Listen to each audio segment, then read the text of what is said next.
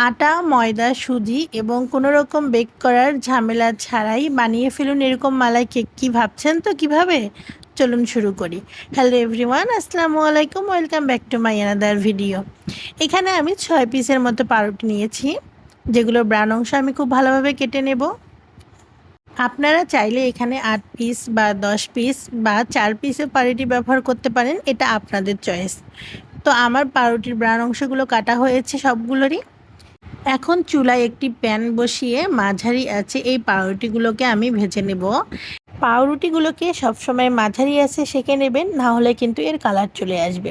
তো আমার পাউরুটিগুলো সেঁকে নেওয়া হয়ে গেছে। এখন আমি যে পাত্রে মালাই কেক তৈরি করব, সেই পাত্রে পাউরুটির স্লাইসগুলো দিয়ে দেব।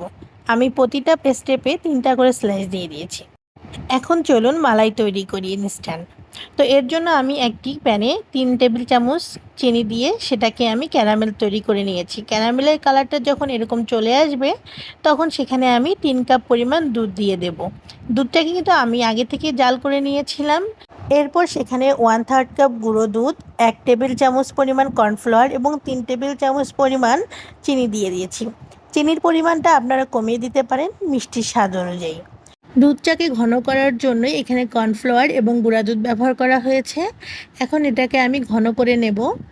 তো এটাকে কিন্তু আমরা বেশি ঘন করব না, এতে করে মালাইটা পাউরুটির স্লাইসের ভিতরে প্রবেশ করবে না ঠিক মতো।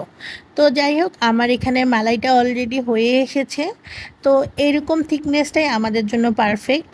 তো দেখুন, এটা কিন্তু বেশি ঘন হয়নি। তো এরপরে আমি এই মালাইটা পাউরুটির স্লাইসগুলোর উপরে দিয়ে দেব। আপনারা চাইলে একটু বেশি হাইটের বাটি ইউজ করতে পারেন। আমি পাউরুটির স্লাইসগুলোর উপরেও খুব ভালোভাবে মালাইটা দিয়ে দিচ্ছিলাম, যাতে ভিতরে খুব ভালোভাবে যায়। তো আমি এর উপরে কাঠবাদাম এবং পেস্তা বাদাম দিয়ে দিয়েছি। একটি ঢাকনার সাহায্যে ঢেকে 1 ঘন্টার জন্য এটিকে ফ্রিজে রেখে দেব। তো দেখুন, ঠান্ডা হওয়ার পর এটা জাস্ট অনেক ইয়াম্মি লাগতেছে। আর আপনারা অবশ্যই এটাকে বাসায় ট্রাই করবেন এবং আমাকে জানাবেন যে কেমন লাগলো। আর ভিডিওটি ভালো লাগলে অবশ্যই আপনার ফ্রেন্ডদের সাথে শেয়ার করবেন। সবাই সুস্থ থাকুন, ভালো থাকুন। আল্লাহ হাফেজ।